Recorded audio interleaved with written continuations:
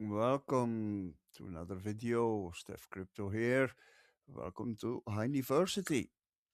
Today we're going to look at one of the indicators that I like using. You see the screen could be quite confusing, but we're going to try and show you how to correctly read all these indicators and signals. We'll first go to indicators. There we want to type in traders, reality, main, like you see here. Traders, reality, main. That's the indicator. That's actually a few indicators in one. Now you see, it can get quite confusing. If you will see this long dash here. Now here you can adjust it. You go to settings, vector red and green, very important. And then we have violet and blue. You will see later on in the video why this is important. Show EMAs. And I also show the EMA labels. You can click this on or off. You can change the colors if you want from the EMAs. This indicator uses the 5, the 13, the 50, 200, and 800. For us, very important will be the 5 and the 50. And there's some other indicators there. So you can, select what you want, select what you don't want. You can change the colors if you want. Scrolling all down to the monthly averages and daily averages. I think there's too much, the daily high, range, weekly high, low. Put most of that off. The daily open, that's what I want to see. Daily open, where did we open the market? So I always select that one. But you can see there is a lot of indicators in one. To go over this in one video would be a bit too much. So we'll just stick to the basics on this one. So the key features are the colored candles. You see the different colors? You have the red and the green. You have green here, you have red here. These are vectors.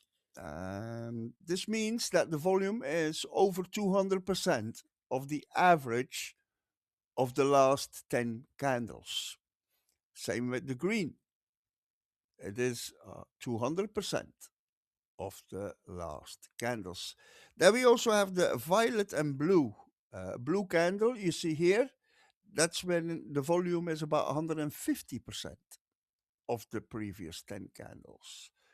Um, this is mostly used to recognize a trap or a fake out, these colors.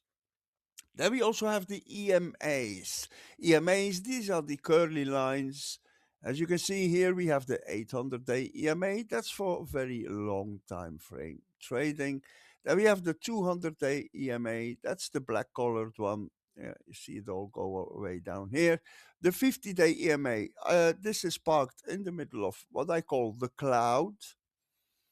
And that's where the 50-day EMA is. 50-day EMA, very important because that acts as a magnet for Bitcoin. As you can see now, it's quite far away. In traders terms, we call this, it's stretched. The 50-day EMA is stretched. So we can expect Bitcoin to go and get closer to that, or the cloud will suddenly start to drop towards the trading price of Bitcoin. The 13-day EMA, important for shorter time frame trading, as this often acts as a little bit of resistance or support, depending if we're trading below it or trading above it. And then for the very short time frame trading, the 5-day EMA, same here, can act as support or resistance. And as you can see here in this instance, it's acting as a bit of resistance because it's keeping the price below it. Once you break above it, then we hopefully start to use it as support again. But that's all wait and see. We also see, I'm using the 15-minute chart just because now you see all these colored boxes here. You have the pink, the orange, the yellow, and the green. These are the different market opens. So I'll just scroll out a bit for you. Here you see in the green, Sydney. This is the first, this is called the Brinks box. The first candle, daily candle, the first 15-minute candle. A lot of traders use the first candle of a market open. Then you see in the lighter green here, Tokyo Open. So the first 15-minute candle of the Tokyo Open. After that, we see in the yellow Hong Kong Open. And then here we have the Hong Kong Open Brinks box. It actually shows New York open for today, but there is no market open today in New York, as it is President's Day. This is the day of the recording, President's Day. So there is no market, but it still shows it because, yes, this indicator doesn't know exactly. It doesn't show it in the weekends, but every weekday, these boxes will start to show up on your screen. And next thing we're going to look at is these yellow zones. These yellow that's liquidity ranges. That's where high volume candles have appeared, and we haven't revisited that yet. That means that we will, in due time, revisit these areas. On the shorter time frame, you see, this is a whole pocket of liquidity because there was a whole high volume candle. There's liquidity trapped in here.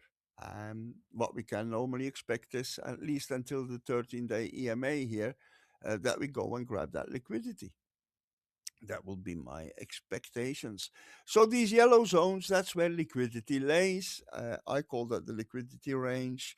It's where high volume candles appeared. I call them vector candles, which is these red candles. And you can see it here. Big red candle. We haven't revisited yet. So there's a bunch of liquidity here. Big red candle. Haven't revisited yet. So there's a bunch of liquidity there. We can look to the bottom and we see there's also a little pocket of liquidity left open from a previous candle, probably a few weeks or months ago or years ago, maybe. That there is still a little pocket of liquidity open there at just above $66,000. But there is more liquidity here, so this helps you to read where the chart might go. If you see this just below, I can guarantee you we will fill that up much quicker than when it is above. So if you see, if you are here and you see this big yellow box, you can almost say certainly the market will go down to fill up this liquidity pocket or this liquidity range. So that's the basics of this tool. It's Traders Reality Main, and you have a lot of information in just one indicator. If you have any questions, do post them below or contact me on X at StephCrypto71. You must know me by now. Enjoy this indicator, try it out, and feel free to ask any questions if I can help you out. Thank you, and see you in the next.